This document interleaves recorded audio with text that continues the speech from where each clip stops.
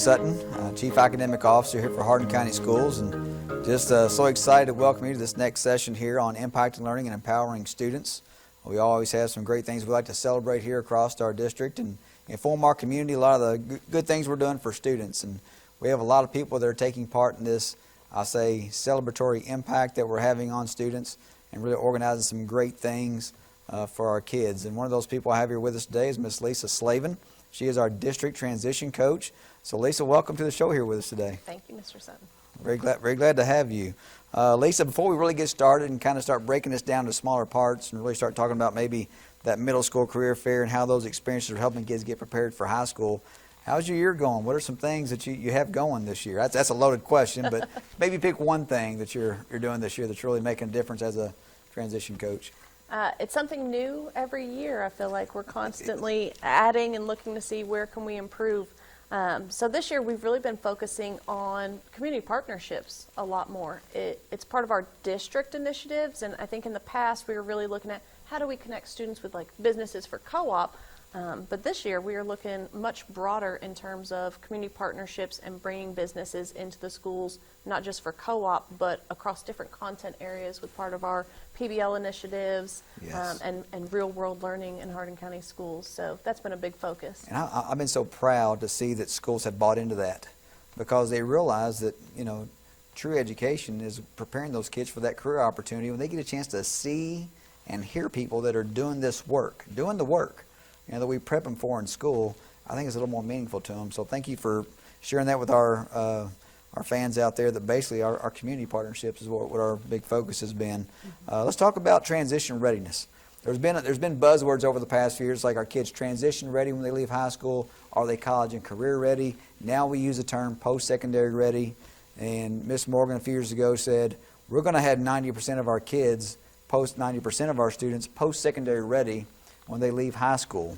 And when that goal was set, that was a challenge. That was a challenge to everybody. So basically, what did we do to achieve that goal? Because we're pretty much getting there. Can you share some of the data and some of the things we did to reach that goal? Absolutely.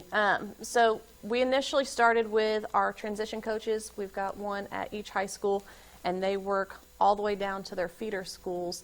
And that's part of what we started doing. We started realizing that by the time they're already in high school, it's hard to kind of change their minds and still continue molding what they want to do. So we started moving down to the lower level grades and really doing some prep work, because one of the things I tell our middle schoolers all the time, you go from rotating through some electives in middle school to having so many options. And with Hardin County Schools having approximately 40 pathways that kids can choose from, it's so many options. So we started doing all the prep work at the middle school level of what are you interested in, but also what are you good at, and just kind of exposing them to activities and things that they've maybe never tried before.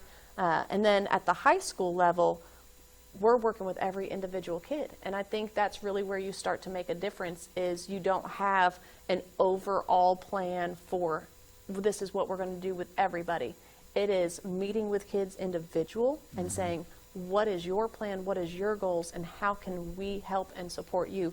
So it's a lot of work, but the district recognized that, made these transition coach positions, and now we have somebody who specifically has the task and the time to sit down and meet with every student individually, starting in middle school, and they start making those connections, and they're learning kids' names, and kids figure out who they are and start to get to know them, and then continue it in high school and sitting down scheduling with them every year, but meeting with them above and beyond that to make sure we're using school to prepare them for life. So you're saying like Blake Benham at North Hardin High School, he's working with James T. Alton in North Middle. And you have Paige Wilson at Central Hardin. She's working with the East Hardin and West Hardin Middle School. And then you have also you have Dana McCurry at John Hardin. She's working with Bluegrass Middle School. So you're saying our transition coaches that we've hired, they're far-reaching because it's not just about what they do at the high school. They're down there working on middle school students, talking about different opportunities and scheduling, but they're also probably talking to some elementary kids as well, possibly. Absolutely. We do career days at all of our elementary schools, and that's kind of that first taste of just showing them jobs and things that are out there and available for them and starting to plant those seeds. And then we build on it in middle school, and then we build on it in high school, and that's really how we're getting kids to graduate and be truly transition ready. And that goal that we've set, I'm so proud to say, we reached it, and we reached it early. So the goal was 90% by 24-25 school year, and we have 2 schools that are over 100% transition ready.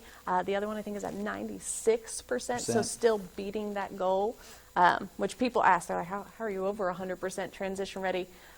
They give us bonus points at the state level for kids who are specifically going into high demand pathways. So it's not just preparing kids for, you know, definitely what's here in Hardin County, but also what as we as Kentucky looking for in terms of employment, what are those high need areas? And the state will tell you, and our data tells you, that we're preparing students for those high need areas and those open jobs. So we can share with our community here now that we've reached our 90% goal already of students being post-secondary. Absolutely. We've exceeded our goal, and that didn't reach it, we exceeded it. I'm glad you said that term. And there's more to this, because over the past 5 years, if you look at our co-op numbers, all the way back from 2017, 18 to now, we've increased them a little bit each year. We're hitting that plateau mark a little bit. You know, we've gotten pretty high on a number of students that are doing co-op opportunities. But that's more like I don't know if you want to call it work-based learning experience, but you know, just talk about that and how our new ILP program can help kids, you know, get involved in a co-op opportunity. Explain that just a little bit. Absolutely. So when we talk about transition readiness, it's not just data and numbers. It is, do these kids really know how to use the skills they're learning in class? And so that's a big part of co-op, and going out and utilizing what they're learning in class on the job. And so we've been focusing on increasing those numbers. We have a new program we're using. We've been talking to middle school parents about it a lot at our parent nights. It's called Major Clarity. It's a 6th through 12th grade program that does all their career research, college, trade school, whatever it is that they're interested in. But it also allows them to start building resumes that they'll be able to access even after they graduate. They'll be able to log in and print off these resumes. But one of the things that I'm most excited about, because we do want to increase co-op and get kids to have job experience, graduate with industry certifications from their pathway and job experience in that pathway, they're super employable. So Major Clarity has a component in there where we can post all of the open co-op positions. If a company is looking for a co-op student, we can post it in there, and all the kids in the district can see that that opportunity is available. So it's going to reach a lot more kids than if a teacher is trying to convey that information, or a counselor. The kids can go in and see it for themselves, apply, advocate for themselves to get that position.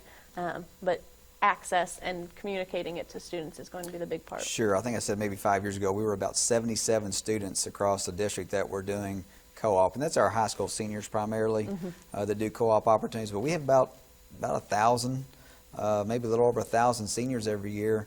So only having 77 students involved in co-op 5 years ago was certainly not what we needed. More students in that opportunity. Last year, I think we got up around 230. This year, early on in the year, we're already up to over 200 again. Yeah. And so we want to keep growing this. So if you're a business out there and you say, hey, I think I connect with one of your pathways, and it doesn't always have to be an afternoon co-op. It could be a morning co-op opportunity for a kid. We'd love for you to reach out to Lisa Slavin or myself, Greg Sutton, and say, hey, I think I've got an opportunity for a student here that can benefit them and help them make a little money and get on the job work experience. So that's you know, that's pretty important. Another thing you did I want them to know about was our externships and how that role plays into bringing learning experiences into our classrooms. That was more for our teachers, but that did happen. And I want everybody to see how all this is tying together from your position. So go ahead and talk about externships a little bit. Absolutely. So when we first began, I mentioned how we as a district are kind of focusing on project and problem-based learning so that students aren't just seeing content inside the classroom, they're realizing how they're going to use it outside the classroom in the real world, if you will, or in future careers. And in order for teachers to make their content more real world and apply it to how you would use it in specific jobs, they have to go see those specific jobs because they're teachers by trade.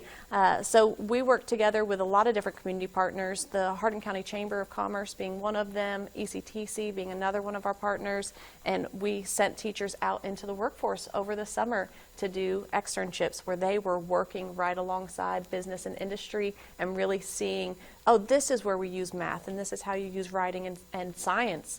And then being able to take that back to the classroom and create a project around, this was a real problem I saw out in the workforce that they deal with day to day, and we're going to use our content to solve it. And so kids are really connecting more with the work because they're engaged and seeing, where am I going to use this? Why do I need to know this? It explains itself. Helps the teachers bring their content to life because they say, wow, went out and I teach this pathway. I saw a job that connects to that pathway, but here's what's really going on in that job that I was able to observe this summer when I was doing that. I bring it back to the classroom. I make connections. Kids make connections.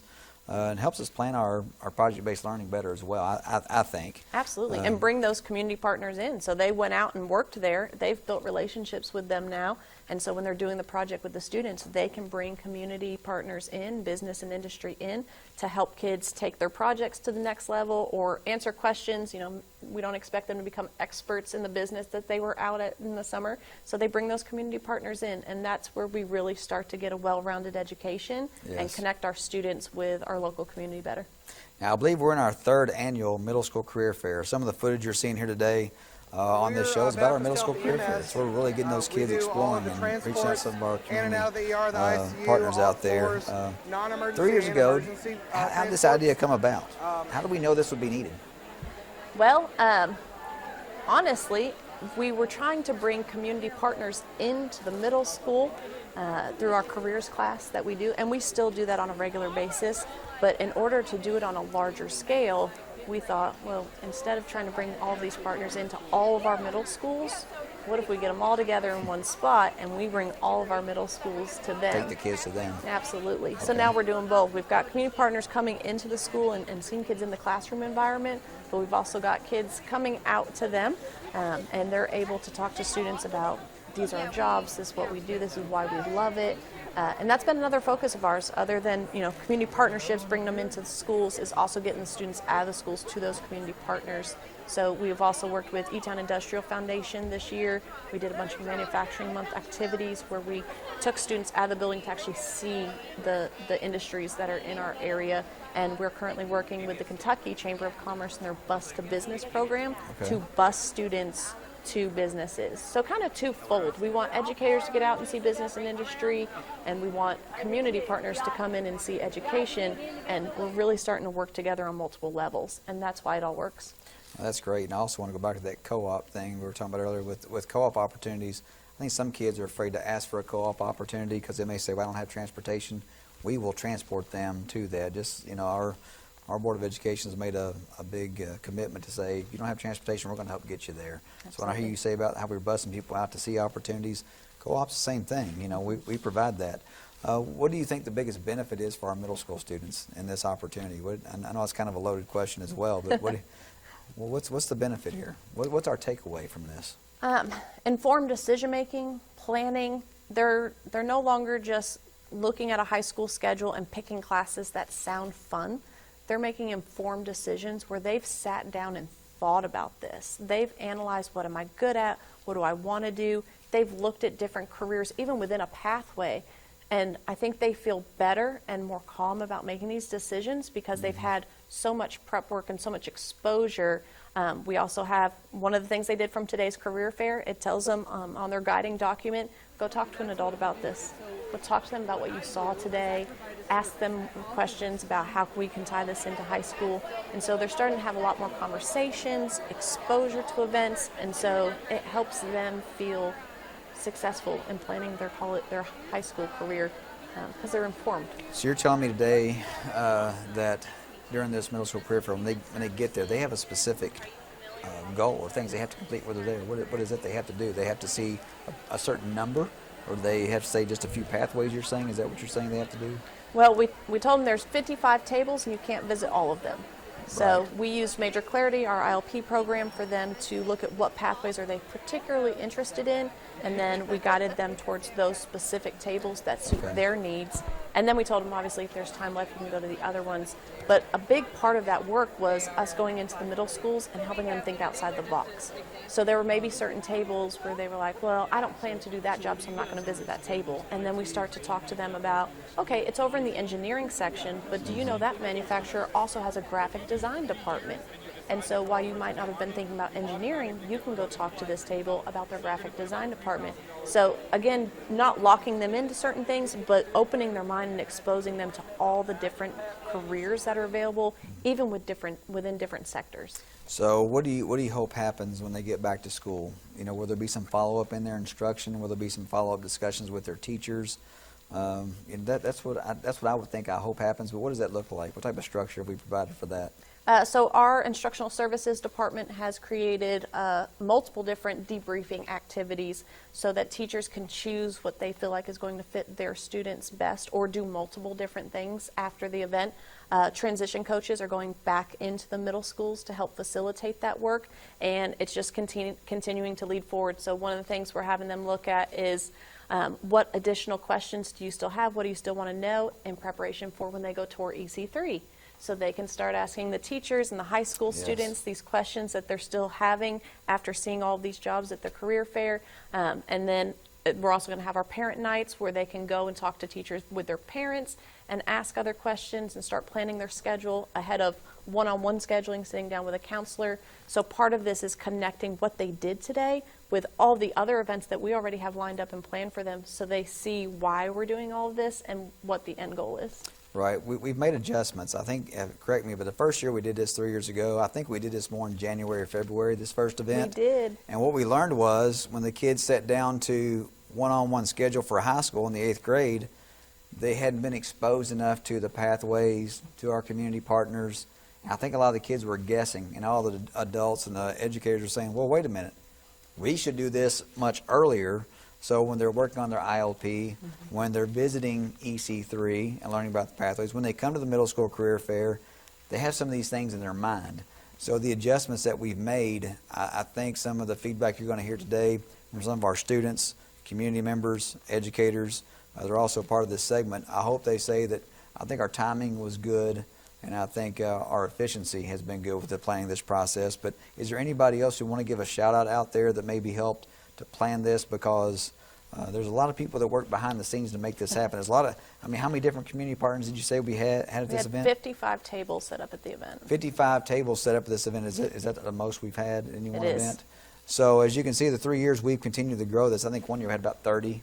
Now we're up to 55. People are out there listening. They going, I have a business here in Hardin County. We want to partner with Hardin County Schools. We want to be a part of this career fair to help grow our students and opportunities. So tell me about some of those people that made this happen. Well, we were breaking it down earlier today, and I mentioned to some of our staff that, you know, I start planning all of this, and I never realized how much I could not do it without a team. So our instructional services department was there to help us. Brandy New, our director of innovation, was one of the people there. Our middle school director, Chastity Yates, was there with us today. Mr. Sutton was at our event helping and assisting. Yes. Lots of people going into the prep work and the execution of this. And then so many community partners. I'd hate to shout them out and miss any of them because it's too many to list. Right. So, but that's a good problem to have. If there's too many to list, that's a good problem. So, and our EC3 teachers. We had high school students come over so kids could also talk to, you know, a younger generation about the classes and the pathways, and that would not have been possible without our EC3 teachers helping to coordinate that and get students from every feeder school there so that we had representation across the district. Just so many people. I hate to miss somebody. Sure. Yeah, I don't want to either. Yeah. So I appreciate your leadership. I appreciate you being very proactive. Chastity Yates being very, very proactive. You mentioned Brandy New, our instructional service department team. And of course our transition coaches. And our transition coaches, Dana McCurry, Blake Benham, Paige Wilson. Am I missing anybody else there? I hope not. Our EC3 teachers that are part of this. It takes a team effort to bring together this many people. And when you're servicing 5 middle schools and all the 8th graders are coming to the event, once again, it's about 1,000 to 1,100 students we do this with in a day, so it has to be well planned. And I just can't say enough to our community partners for taking part in this. And anything else you want to add before we go today? Huge thank you to our middle school teachers. We try to organize and do as much work and take it off of their plate as possible, but certain things just have to be executed within the building. I mean, collecting hundreds of permission slips, different things like that. But also, they allowed us to come into their classes and take their class and instructional time to do the prep work, to do the guiding document with the students, help them really see where it's connecting. And they welcomed us with open arms because they would even tell you, we've seen EC3, we know a little bit about the pathways, but you guys are the experts in the area. So for them to open up their classrooms and allow us to come in before the event, some of the teachers are having us come in after the event to help with the debriefing activities. We really appreciate their flexibility and them seeing the big picture in our district goals and what we're trying to do and supporting all of it. All right. Well, thank you all for joining us today on this session of Impacting Learning and Empowering Students. And I hope you enjoy seeing some of our segments today of people that were involved in this opportunity for our students. See you next time.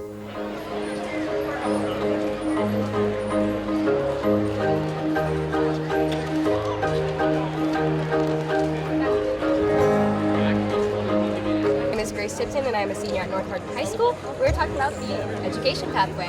With the education pathway, we have a club called Educators Rising, and they travel, they go to state and national conferences, and they do competitions. So one of the competitions might be creating a lesson plan, and you get scored on that. And if you do well, you might get a scholarship. And then you can also do on-demand questions, so you'll be sitting in front of a panel of judges, and they'll ask you a question like, how would you react to a student throwing a tantrum in your classroom? And they score you on that, and then if you win, you may also get a scholarship for that. But it's a really great opportunity to work with children of all ages. I've gone to a elementary school for a STEM night and then a preschool for an ice cream social, which was really fun. Yeah. All right, my name is Jane White. I am a junior at Central Hardin High School. And I am enrolled in our education pathway classes that goes through Campbellsville. With those classes, you get college credits, college hours, and it's required in the state of Kentucky to have 200 observation hours to become a teacher. Through this pathway, you're getting them knocked out as fast as you can, and then those credits can transfer to whatever college that you're wanting to go to. In Hardin County, there's a great demand for math and science teachers, and so if you want to be a math or science teacher in Hardin County schools will pay for half of your tuition, and if you go to WKU, they'll pay for the other half of your tuition. And you can go to WKU with your tuition covered as long as you come back to Hardin County schools for 4 years. My name is Christian Reynolds. I'm a critical care paramedic with Baptist Health Hardin EMS. We are talking with students about how we do all of the non-emergency and emergency transfers in and outside of the hospital. We're showing them some of the things that we do, like nasal pharyngeal airways, the oral pharyngeal airways, our ventilator, and we're also showing kids how the bag valve masks work. We're letting them squeeze it and feel the air that comes out of it, along with taking their vitals. We've got our monitor over here as well. We can take their O2 saturation, their blood pressure, and we've got it set up so we can do the EKG too, but we don't have the stickers for it. But the kids are loving it. They're asking all the questions, and we think it's going to be a good day. Once you finish engineering 1 and 2 your junior year, you're going to go to HCEC-TV and you're going to continue. And that's when you start getting even more dual credit hours, and you start to build robots like that. You start to have really hands-on classes when you get to specialized credit.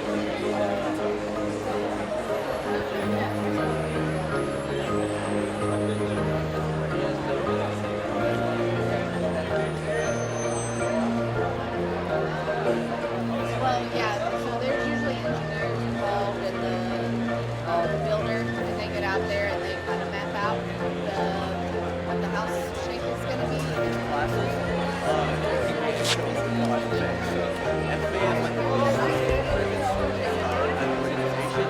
having to kind of tell you about what we do in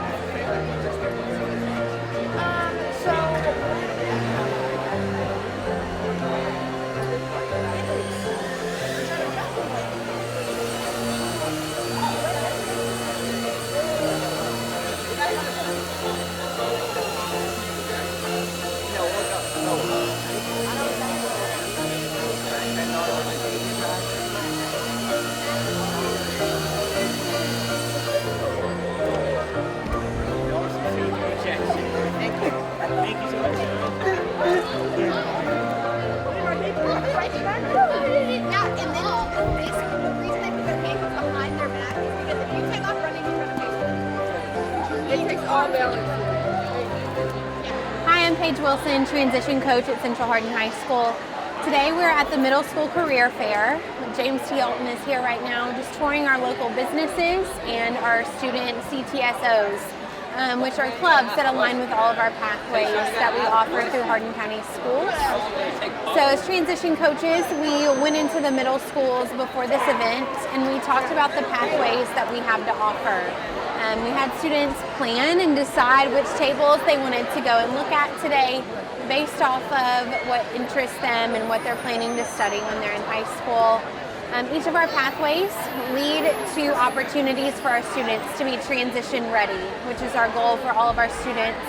We want them to either be college ready and have that plan, or we want them to be career ready and have some sort of certification or be able to get a job directly after high school. So at the end of our career pathways, there are opportunities for them to be career certified, whether it's through welding or any other kind of certification, and then our college pathways as well.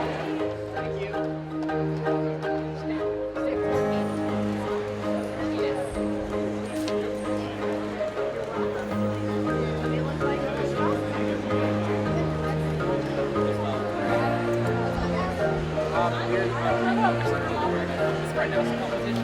That'd be on television.